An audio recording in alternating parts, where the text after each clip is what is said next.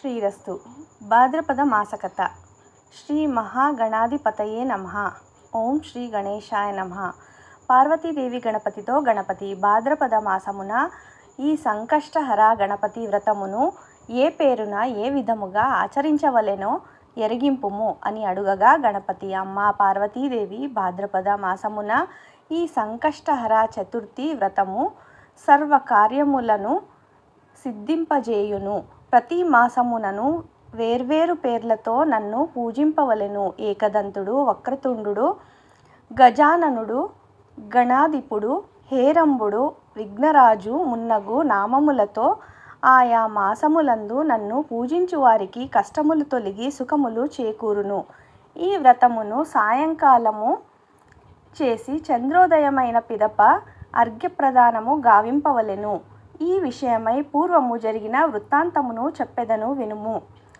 Shut చక్రవర్తులలో ఒకడగు నలమహారాజు విధివంచితుడై జూదమున సర్వస్వమును కోల్పోయెను.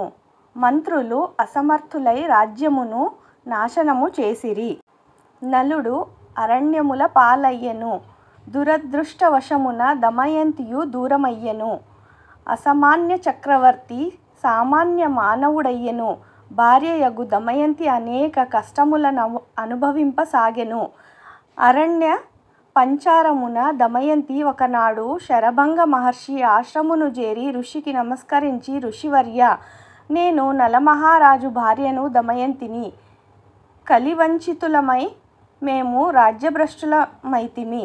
నా భర్త నాకు దూరమయ్యెను. నా యందు దయయుంచి నా భర్తను రాజ్యమును మరలా పొంది సంతానముతో సుఖముగా నుండుటకు ఏదైనా ఉత్తమ మార్గమును సూచించి అనుగ్రహింపుము అని ప్రార్థింపగా శరభంగ మహర్షి, అమ్మా దమయంతి, సర్వ కష్టములను తొలగించి ఇష్టార్థములనిచ్చునది సంకష్టహర చతుర్థి వ్రతమున్నది.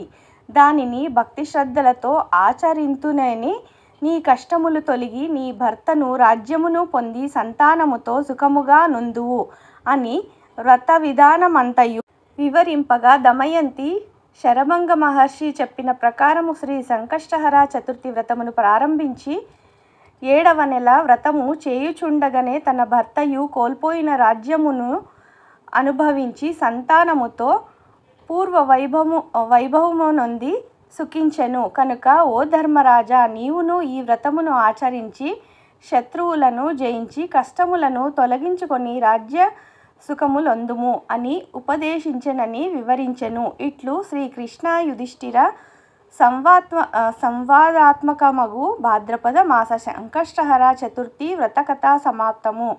శ్రీ మహాగణపతి ప్రసాద సిద్ధిరస్తు. ఓం శాంతి శాంతి శాంతి.